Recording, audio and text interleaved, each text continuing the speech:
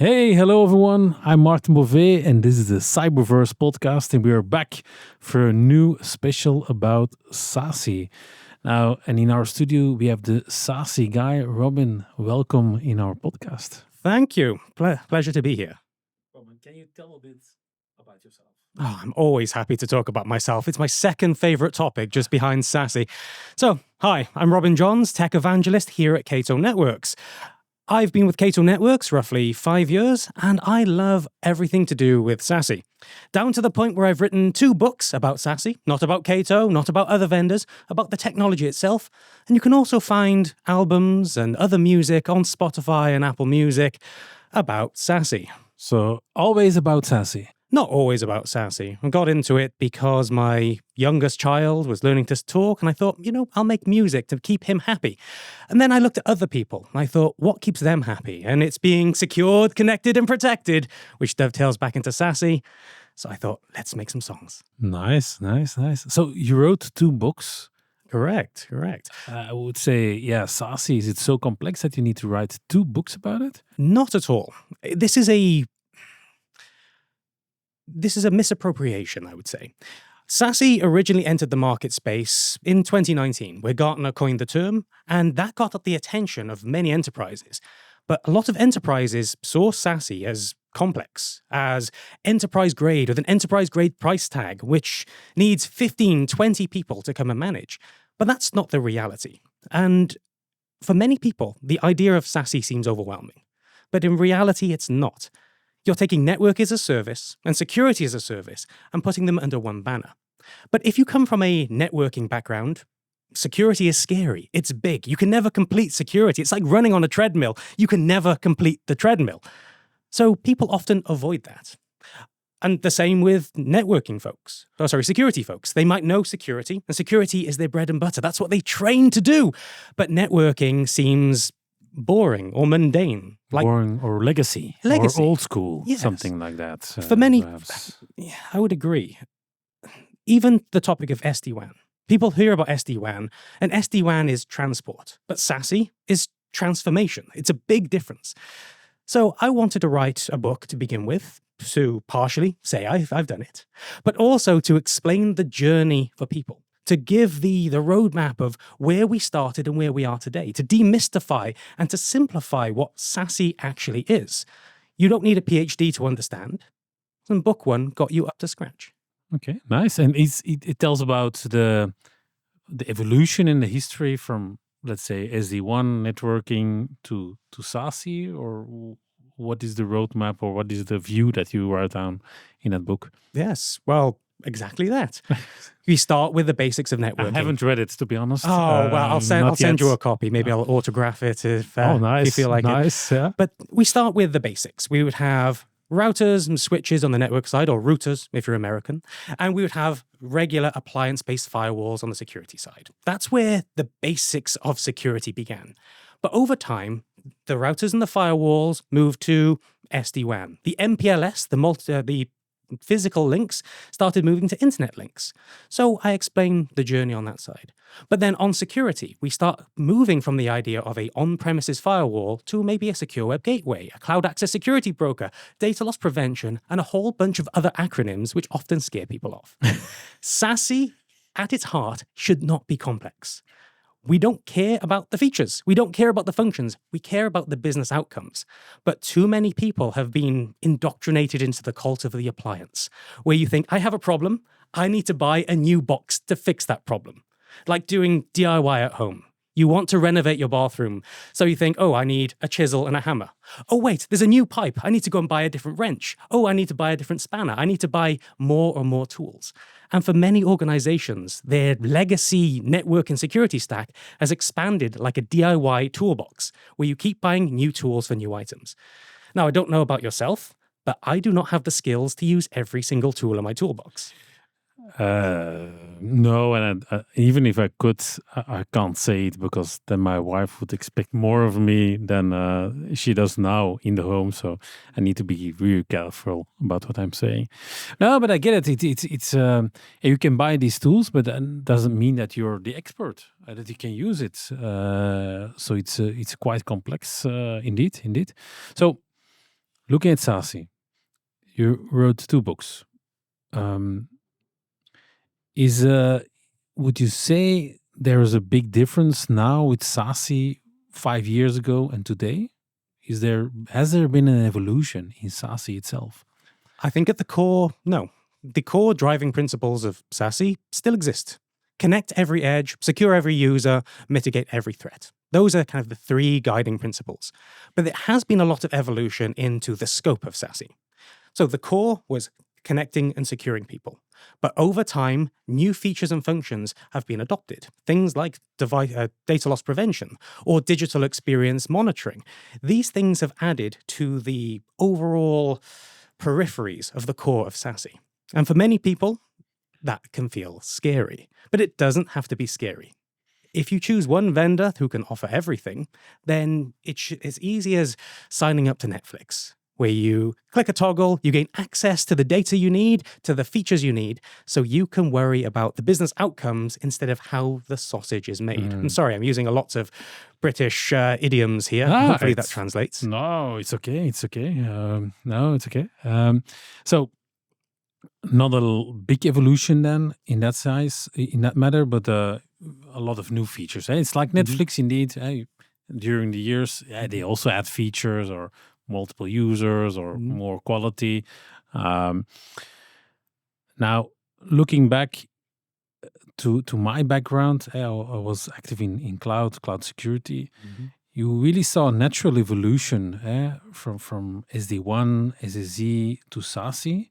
But still today, I see a lot of partners, customers say, yeah, but we don't use SASE. SASE, yeah, we don't need it. We just take SSE, for example. For me, it doesn't feel like a natural or logical choice. Does it make sense for you? I see SSE as an on-ramp to SASE. SASE is your final destination. If you're going on vacation, SSE is you booking your flights to get to the country you need. It's connecting one location to another location.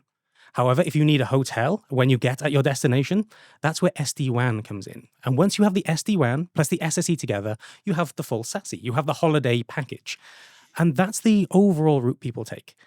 So for many people, or for many organizations, SSE is what they need right now. And many SASE vendors provide that SSE component because that hits your immediate business need. But if you're looking to go on that SSE journey, don't stop there. You should always look to the future of how will I expand? How will my business change? How will the needs and the demands of our environment shift? And for many, many companies, the final destination would be SASE. So I see this as part of an on-ramp. Yeah. You can either start with your sites or you can start with your users. You can start directly with SASE. You don't have to rip out your entire environment. That's the big cost. And I've seen fear, uncertainty, and doubt, or FUD, spread throughout the cybersecurity community, where they believe that if you need SASE, you need to burn your €5 million investment of your existing legacy hardware and fire all of your staff who have been trained to manage and maintain those appliances. But that's not really the case. You can keep your legacy. You can then slowly provide an on-ramp through SSE and eventually move over to SD-WAN to give yourself the full SASE package. Sorry, that was a long explanation for a short question. No, it's okay. It's okay. It's okay. Now, and I think there is indeed a lot of fear of maybe a lot of people who just don't fully grasp the potential. Or what do you think the biggest problem is? Why people are not adopting faster to SASE? Personally, I believe that's due to risk or the thought of risk. Every single change brings a level of risk, whether that be you buying a new brand of butter or purchasing a new tool in your organization. You know what you know, and the level of risk to keep doing what you know is minimal. But there's better ways out there. There are better ways to do things. So once people grasp the idea of what SASE can offer, and they start slowly moving in that direction, the level of risk drops, because you can take slow, gradual stages. Now, as I mentioned earlier, the fear, uncertainty, and doubt from some vendors brings large risk. Because if you're replacing your networking and your security stack all at the same time, most C-level executives will see that as too disruptive and think, no, I don't want to do that. That is very dangerous. We could take business operations down. It hasn't been tested, hasn't been trusted. But once people start looking at SASE tools and slowly adopting the SASE tools, they actually find that their return on investment is substantial. Not just on a budget sheet or a balance sheet, but the human time spent patching, upgrading, monitoring, and managing tools. If you have 15 tools in your environment, and bear in mind, most enterprise companies have much more than 15. Much more. Think of how much time your teams are spent patching, upgrading, training, reading release notes, integrating. If you have a legacy vendor that updates their manager to version 3.x, do you have to look at an integration hierarchy or a matrix to find out which features and functions can be working together? Do you have to update your APIs and your automations to make that work? And that is the substantial risk that most companies don't want to deal with. They don't want the administration efforts. They don't want the human cost. But if you go down a SASE route, a true SASE route, all of this is moved because you're buying into a platform, not a product. So if any aspects of the platform get upgraded or changed or enhanced, everything works seamlessly because it was designed to work seamlessly from the beginning. You're not retrofitting items. You're not getting Play-Doh and Lego bricks and squishing them together and then giving them to your child going, here's a lovely toy. Those would actually fit Play-Doh and Lego, but I get it. They do it fit. Doesn't look. They do fit, but it's very dangerous when you tread on. It gets stuck in your carpet, stuck in the hair, and it's an absolute nightmare to undo. True. Would you say that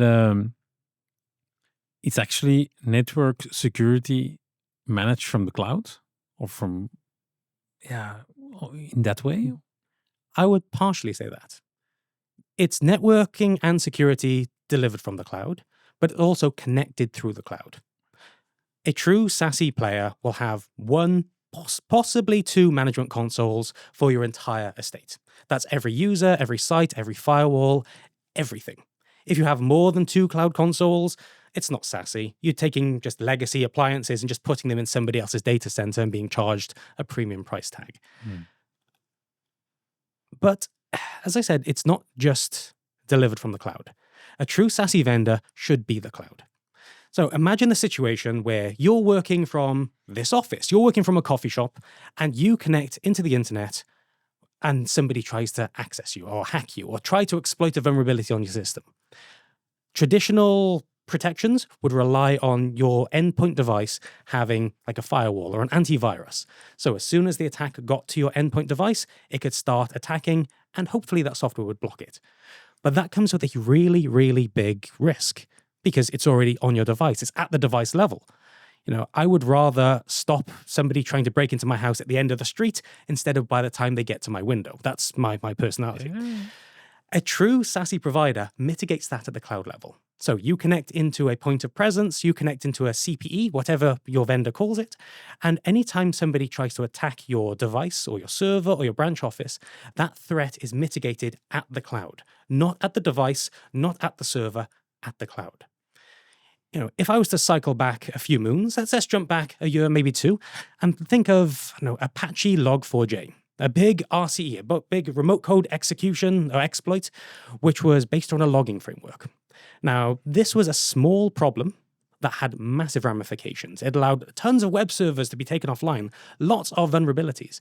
And if you did not have a way of easily identifying every single one of your server that was vulnerable to this, your entire business operations could be crippled overnight.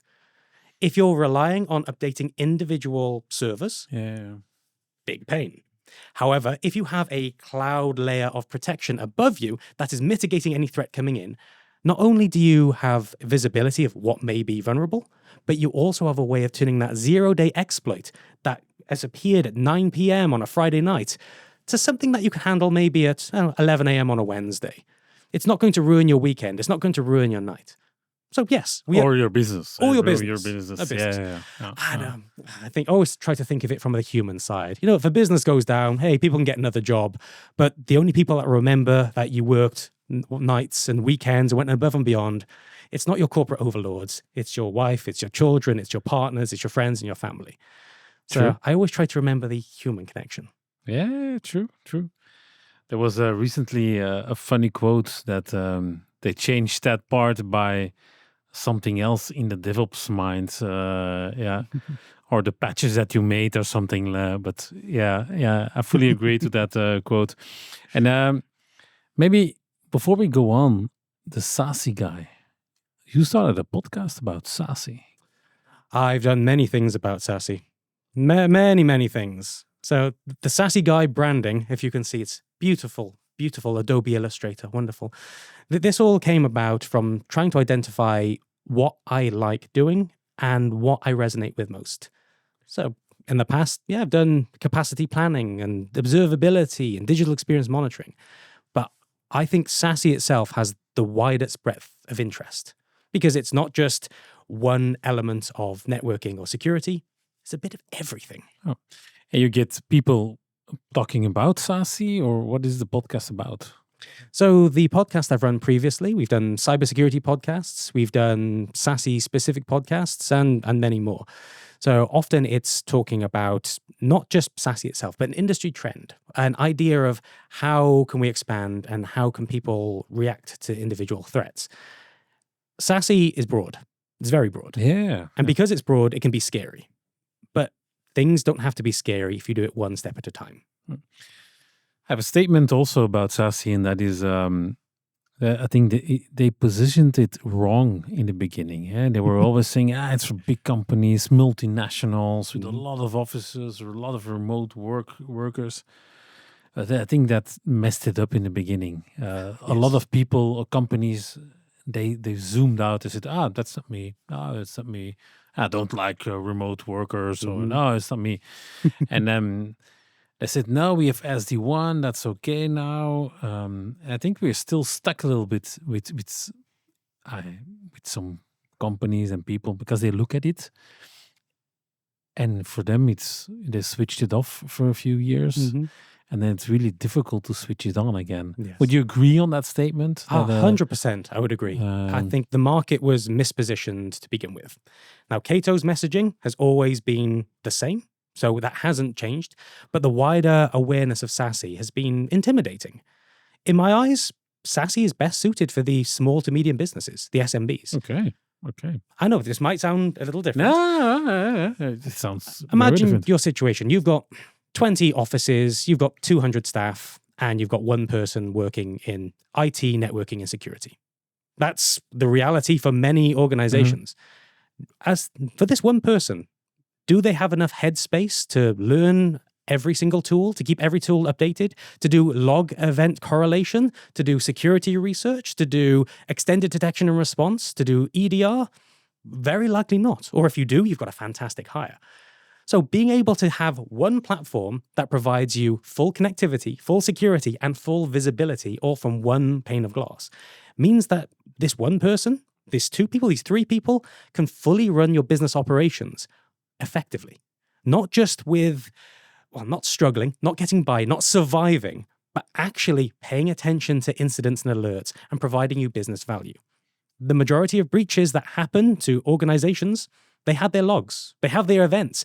If they do the forensic analysis, they had the noise indicating that they will be threats and compromised. But often they just don't have the human power to look through every alert because you get events fatigue. Yeah. Data is not normalized. It's not correlated. You have different definitions of what YouTube is from one vendor to another.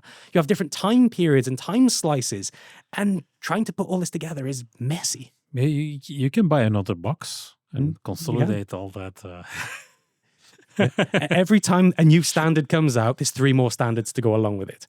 So yes, you have your analytics platform. Maybe you have your network access platform, and then you need to buy a manager platform, and then you might need to buy a manager of managers, and then a manager of managers, and then you want to export all that to API so you can put it in Chronicle or Sentinel, and it spirals not just from complexity, but from cost. And the more complex things are, the greater risk of supply chain attacks, the greater risk of data breaches. The more gaps you have in your seating, the higher chance there is your money will fall through the holes. Complexity is more risk, is more playing in the hands of ethical hackers. Absolutely. Absolutely. Ethical hackers. Threat actors. Hackers. They're really and the ethical threat hackers. actors. Ethical hackers maybe also. Yeah, true.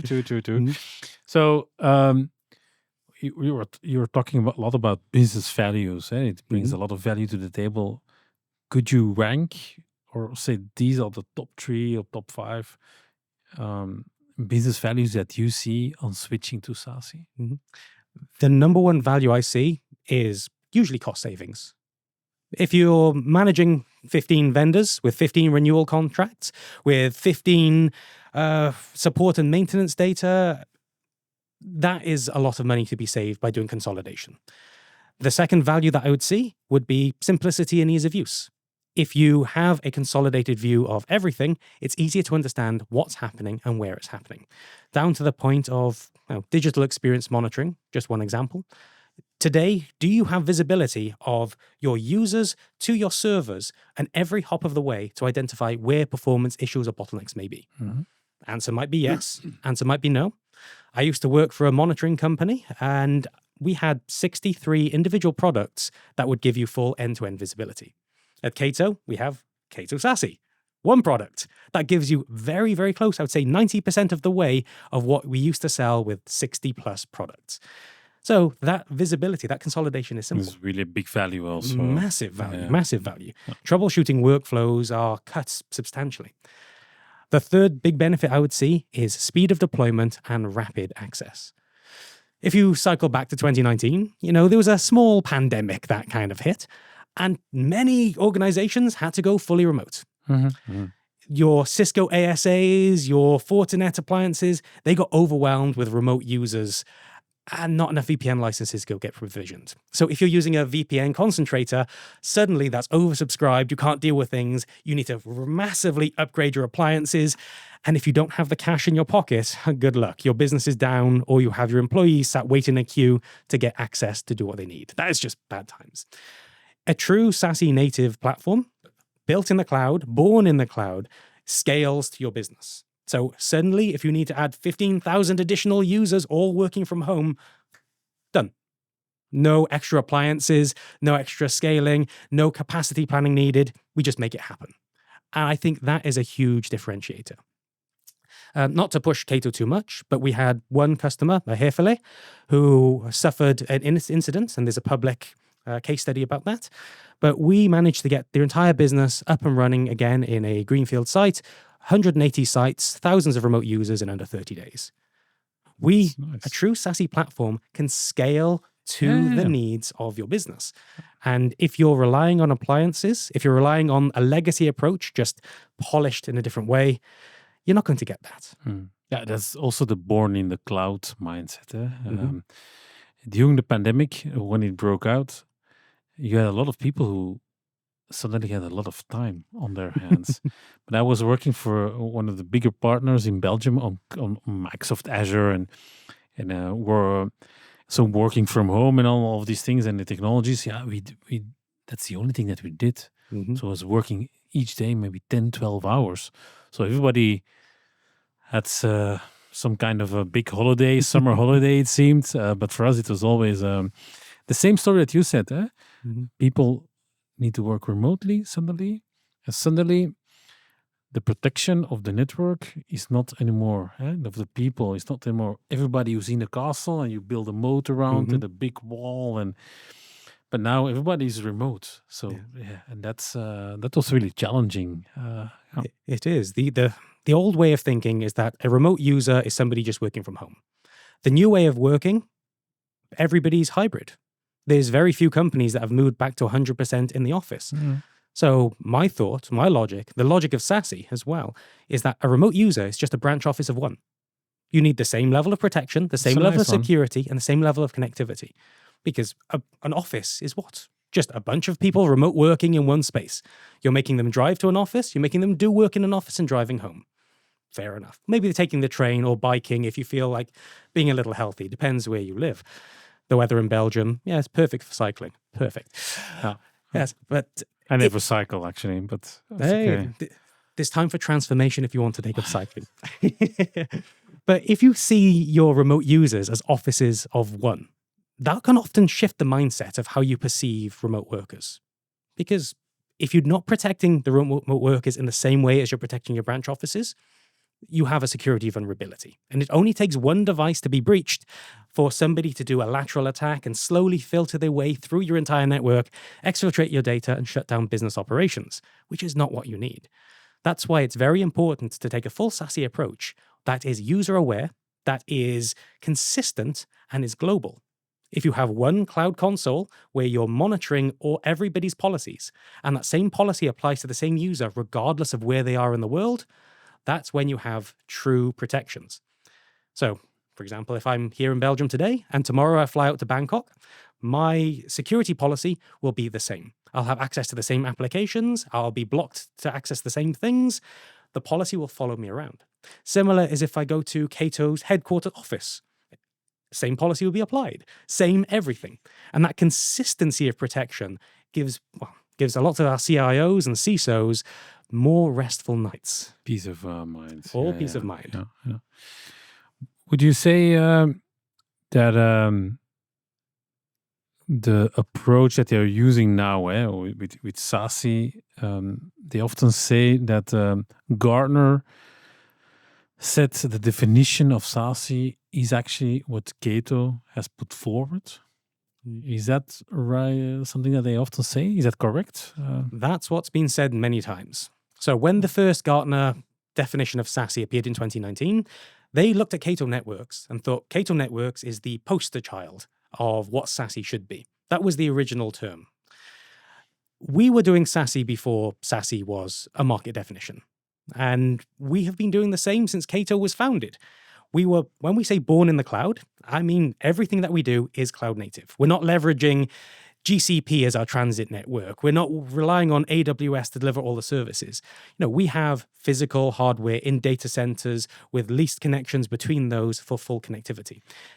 Is the backbone also owned by Cato? Is you use, for example, the backbone of Microsoft or AWS or whatever? Is that and the backbone I mean with cables on the seafloor everywhere? Is that something owned by Cato itself, or is it so for shared? That, we have agreements with SLA peered connections between each of our locations. Okay. So we haven't laid physical cable under the sea yet, but that doesn't mean we won't in the future. Yeah, it could be, of course. It could be. It could be. There's a lot of packet loss caused by sharks thrown into water. Those wire sharks cause a lot of issues. So there was an issue, I think, last year where one of the transatlantic cables were cut, the undersea cables, and some of our competitors lost a lot of their connectivity. They just couldn't access. But because Cato's backbone is fully meshed and fully peered, that cable was cut and our customers didn't notice because we automatically redirected to a new point of presence without them having been impacted. Maybe they have another 5 to 10 milliseconds of latency, but business operations still happened.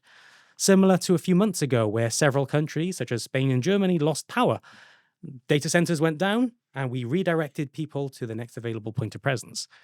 We're not retrofitting our connectivity based around other vendors' cloud platforms. We're not relying on AWS to be up to serve business usage. Because once you do that, you're at the mercy of other cloud connections, which could provide redundancy. Yeah. But we've seen many, many times that there are issues. There are issues. So back to your point.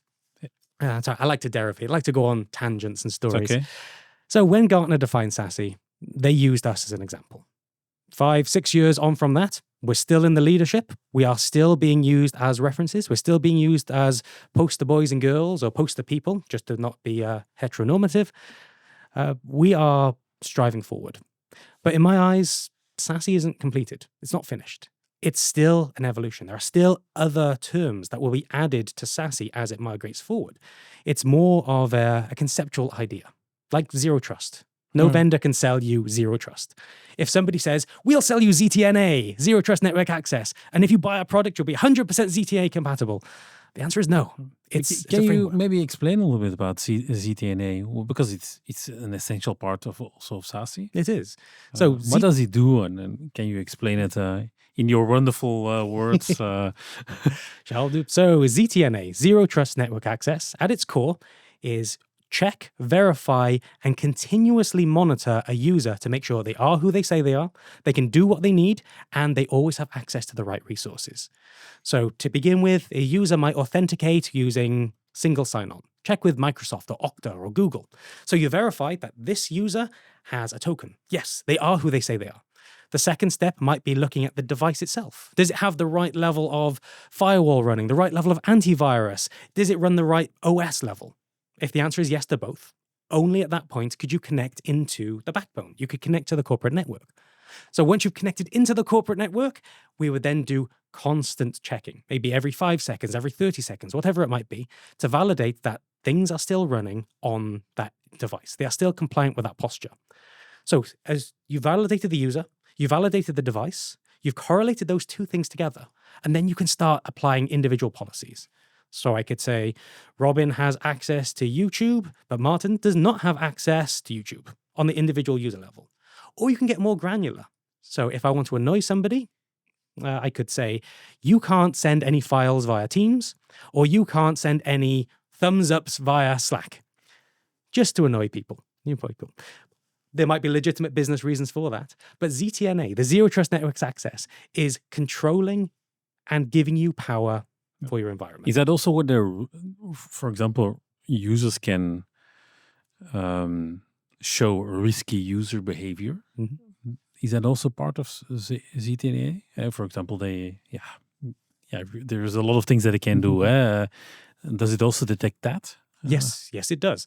So at its heart, we need to make sure people are who they say they are, and they're doing what they say they're doing. So if you identify risky behavior, maybe somebody's going to gambling websites or crypto websites that may or may not be legitimate, through a true ZTNA approach, you would have a user score, a user risk score.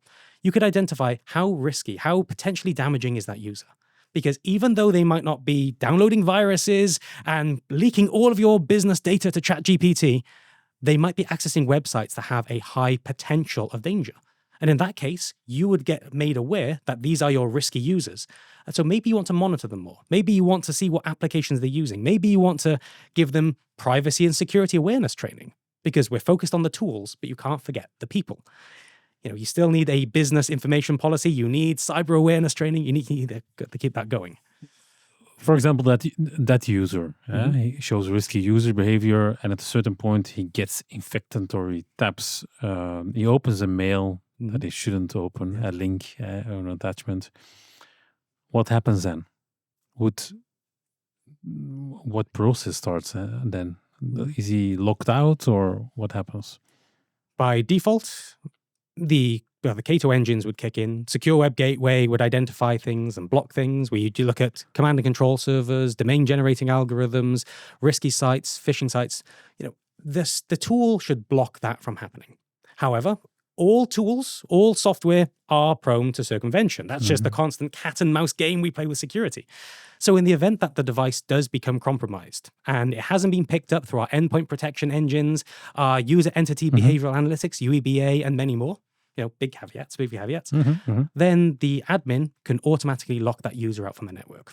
Just on the Cato management application in our cloud console, click a button, user's locked out, internet breakout happens instead. So they can't access corporate resources, they can't access corporate applications, but they can still access Facebook. They can still access any cloud app they need to keep business going. Kicked out of the castle and the corporate network. You get thrown out of the nightclub, but you can still stand outside and see other people having fun. That's the way. Remember, through the window. Yeah. And it's raining outside. It's raining outside. Things are going bad. It's cold. Nobody from Uber wants to pick you up because you have some sick on your shirt. That's the way. But then the bouncers are still looking inside on that zero trust approach, looking for other people who might have had a little bit too much to drink and also need to be on the street. Nice. Earlier, you were saying SASE is not finished yet. There are still things that need to be added or needed to be added. It will evolve more in added things. What do you have in mind? SASE is a transformational approach. The legacy vendors is all about dealing with the muck of the network, having to put the effort in, having to connect everything together. And as SASE evolves, so does the needs of the business, because we're not focused on a function or a feature, we're focused on a business outcome. So as the world evolves, as SASE evolves, we're seeing other items being added, such as CMDB functionality, asset device discovery, device monitoring that's needed. And other things are being added in that align more with business outcomes. So where the original core of SASE was, hey, can we connect you and protect you? Done. That core is done. And of course, new 3-letter security acronyms will always be added because choose any 3 letters and it means something in security. But the next step is actually finding ways for people to monitor and manage their entire network, not just secure and to connect. So digital experience monitoring is a big one. Asset of discovery is another large one. And as that expands, people will want more visibility. So your SASE platform can also be, say, your troubleshooting platform, possibly your ticketing platform, maybe your provisioning platform. Or if you're a reseller, well, that's then your managed service provider platform. That's something where you can drive business value, not just to yourself, but to your end users to monitor and validate. So I don't think SASE will ever stop evolving. Tech never stops evolving. Tech is always moving forward. Also because you look at SASE more like a technology concept than really a product in itself. Correct. So if we were to look at CNAP, like companies like Wiz, at the moment, that's not in the definition of SASE. In the future, I believe that will be rolled in. CSPM, DSPM, cloud security posture management or data security posture management, that will eventually be rolled in. But as of today, that's not in the official Gartner definition, but it will. That's my prediction. Okay. By the way, Robin, I forgot to tell you, but every time that you use an acronym in our podcast, you need to put €5 in a pot. I think you now need to pay us about €100. I need to remortgage. But it's okay. How about, and I think this is really an important one, the user experience. People who are using, working for a company, they use SASE. How about the user experience also with Cato? How important is that? How easy? This is, I would say, the most important thing by far, the user experience. I can put up many barriers for security. I can put 15 fences outside your house to stop attackers getting in. But if it takes you a long time to get out of your house each day, having to unlock each padlock and have multiple keys, you'll just eventually leave those gates and fences open because it's a pain in the backside for you. It's hassle. The more steps I make you do, the greater the chance it is that you'll circumvent these steps because humans are naturally lazy and we will always take the shortest path to get to the output. So the user experience, all of this should be invisible. They shouldn't need to know the word Cato or SASE at all. They should be able to turn on the computer, open their laptop, and just work. And with Cato, we provide that visibility. We can have always-on connections, so the user has to do nothing apart from turn on their computer, and away they go. And with the level of visibility that we have, the admins that actually use the Cato solution, we can do proactive monitoring or preventative maintenance for the users. So if we identify that things are going wrong with your ISP or a service is degrading with Microsoft or CrowdStrike or whoever it may be, then they'll have those visibility and those metrics so they can call the user straight away going, hey, you're probably having slow Outlook performance. Don't worry, we're on it. The best IT support ticket resolved is one that has never been opened. And being able to easily identify the performance for your execs or your applications and send out notifications to your users is ideal. Because if your users don't know about Cato, wonderful, we've done our job.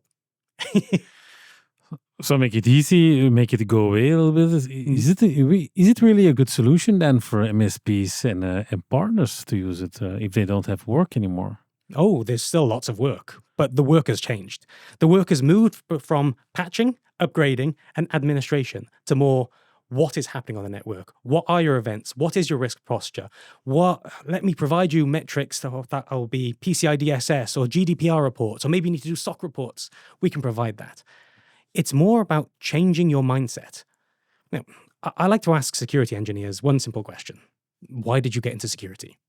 And I have yet to see anybody come back and said, oh, I got into security because I love patching 9.8 CVEs. They hate that. They got into security because they're curious. They want to learn. They want to build. They want to play that cat and mouse game with attackers. And similar to network engineers, I say, why did you get into networks? They want to build the walls. They want to own the network. They want to see how things are connected. They don't want to be doing ARP table lookup chasing. They don't want to be trying to find, where is the packet loss? Let's keep proving it's not the network over and over again, doing packet captures here, there, and everywhere. And SASE provides all of those answers. It helps unify these two teams together and remove the noise, remove the admin, remove the boring stuff so they can focus on actually growing and learning. Growing, learning, and adding more value. Absolutely. And going the next level actually on delivering that promise on connectivity, on security, on connecting everybody together. Or even just having the time in the day to spend time training. I've only met a handful of security pros who can take maybe a Friday afternoon off to do personal study. Everybody else is running flat out 9 till 6 all day, every day, and then work on the evenings and on call on the weekends.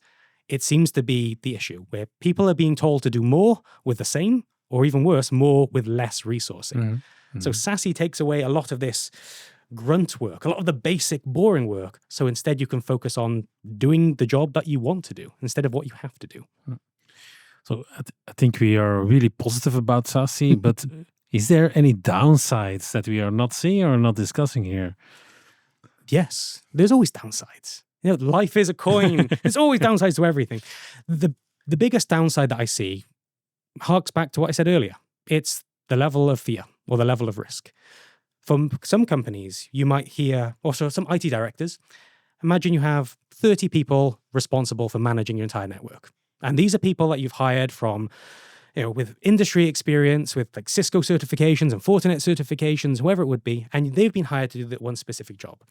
So sometimes people would see SASE as a risk to their jobs. They might think that this is coming in with simplicity. There's going to be layoffs, headcount reductions, or the IT directors might feel like the people that they have hired to do that specific job can't keep up with the new technology. And that is often seen as the biggest stumbling block into moving into SASE, which is the mind shift that you need to make, once again, of do you keep doing what you're always been doing? Or do you decide to move forward, advance your own personal development and see a better light? So I would say that is one of the biggest downsides to SASE today. That's more of a user side. Yeah. From a technical perspective, if you are focused on building a best-of-breed environment in which every single feature, every single function, you have a best-in-breed vendor, SASE probably won't hit 100% of those use cases. If you're a $10 billion company focused just on performance monitoring for packet captures with these big packet capture appliances, and that's all you want, that's all you need, SASE probably isn't right for you. If you just want a pure firewall replacement, if you're not focused on transformation, if you're not focused on scaling your business architecture to be resilient, you just want to replace firewalls, SASE isn't for you. And for some vendors, they don't listen. They're not focused on the business outcome. They just want to sell their solution. Their reps want to hit their quota, so they don't actually drive that forward. And for some organizations I've talked to, they've been heavily missold. So I think it's very important for you to understand what you want to achieve in your business, not just today, but 5 years from now, 10 years from now, 30 years from now, if you're a large established company, and try to map out what are your pains today, what do you think your pains will be tomorrow, and how can you mitigate all those issues. Don't put a Band-Aid on a stab wound. It might stop the bleeding for now, but you really need to get that seen and fixed and done properly. More that long-term strategic view, actually. Yeah. So that also means that you need to talk to the right people at a company. Yeah? Yes. And not just the IT technical people, but also, the business owners. Yes. So the downsides, I fully agree with you also. Is there today a trend in certain verticals that are more easily adopting today SASE? You have healthcare, you have energy, what have you. Do you see some trends that they are easier to transform, more open to transform? Indeed. The two sectors are retail and manufacturing. I think those are prime for SASE adoption. SASE gives you service availability and predictability. You have integrity, you have availability, and you have reliability, the IAR triad. So when you go into manufacturing, 1 hour of downtime for a manufacturing company could be several million euros worth of business impact. So you need something that is predictable and connects well. Same as retail. If a retail store goes down, you're going to have many, many angry customers. That's going to hurt your business impact. That's going to hurt your retail brand. So those are organizations in which their sites, their offices, their business applications are relatively consistent across the board. Every company believes they have a unique architecture. Not so much. So when I look at retail and manufacturing, they are prime for SASE adoption. But we don't have to just be pigeonholed into those areas. We have healthcare, pharmaceutical, we have mining and drilling, we have legal, we have gas, we have universities. There is a whole spread. Because at the risk of sounding like I'm throwing out propaganda, SASE is for all. Yeah, but there are always trends, in certain trends. verticals that you say, they're more adopting now, and maybe it's because the CEOs go golfing together and they talk about these things. I don't know, but you always see trends that things are moving in certain sectors faster than in others. It can also be legislation, for example, now with all things happening with NIS2, DORA. On the finance side. So you always see these trends, of course. But today, you especially see retail, you see manufacturing. Does it mean also OT security, that you also link to that with SASE? Or? That's correct. So Cato, we do IoT and OT monitoring as part of the overall connection. But these are two distinct buyers. IoT are more caring about visibility. What IP cameras are connected, what smart fridges are up there, what random devices are connected. And if you've never done a personal search on your organization, hop onto showdown.io, chuck your corporate domain into the search bar, see what appears. I've done this for other customers and then showed them the exact warehouse we were stood in there and then. They didn't know they had unsecured IP cameras available to the internet. It's surprising the amount of data is out there. IoT is a substantial risk. So you need that visibility. And because once you have visibility of what you have on the network, then you can start securing it. OT on the other side, that's operational technology. Think aircon systems, lifts, the elevators. Think ways of actually keeping organizations running. That's also a substantial issue. Because if you have operational technology that you're not securing, well, it's quite easy for a threat actor to gain access to your building management system, shut your elevators down, turn off your critical life support systems, and break it over and over. And there are thousands of publicly disclosed vulnerabilities out there for OT systems, SCADA, PLC, Modbus, that haven't been patched. And somebody with an aspiring view can easily cause a lot of damage. It's sometimes also not possible to patch them, or for whatever reason. Correct. Technology, software that is written 40 years ago and nobody knows anymore how it works. Or So if you're behind a private cloud, that will mitigate a threat. You can still have vulnerable devices or vulnerable servers behind that layer. But any threat actors attempting to get it will be blocked at the cloud level instead of blocked at the users. So it's not best practice, but you're right. I don't know how many assembly programmers are still out there, and you maybe have 10 or 15 COBOL programmers still in the wild to update those old systems, but most legacy tech is vulnerable. In all the life, I had a manufacturing customer, and the niche they wanted to, it was a new CEO, and he wanted to modernize everything, and we were doing analysis, and they had a production line, and I think it was 4 different things on that production line, and every unit, it was a different machine. It had a different PLC, different operating system. Everything was different. But the first thing in line was actually built by an Italian company. That Italian company didn't exist anymore. And you had 2 people in the world, Italian people, who couldn't speak English, French, or whatever, and they were already retired. And those were the only people who could do anything for that machine, for that computer. So it was, you couldn't do anything with that. And if you would take that out, the machine would not work anymore. And this is a global player in that section. I'm not going to tell which industry. That's a huge issue. That's really a huge issue. It is, but many organizations see that as a accepted risk. Or they might not be aware this is happening because over time, the architects has moved on over and over and it hasn't been documented. So having a platform that can do an analysis of what devices, what data is on the network, what things are communicating, allows you to map that out. Because, this is a big problem. I think it's an awareness, and it's also a cultural thing often, because in that company, the new management, they were not aware. But on the other side, they had a culture like, it's all okay, because the server room, the mops for the cleaning crew, it was against the server closets. You could open everything, so there was no locks on anything. So It's also a cultural thing, I think. Indeed. Yeah? But the market has shifted. Cybersecurity used to be a discussion between admins, between just regular techies sat together doing what they needed, getting paid €40,000 a year. Now it's a board level discussion. Absolutely. Cybersecurity is something that is 100% necessitated, because if you don't do your due diligence, we've seen in the media, C-level executives can get personally prosecuted or sometimes jailed, incarcerated due to their negligence. So that has really elevated the game. There still will be organizations out there with mop buckets and cleaners unplugging servers to put the vacuum cleaners in, but the world is changing. But you won't go to jail for that. Huh? You won't go to jail. Depends what you unplug. Yeah. Also true.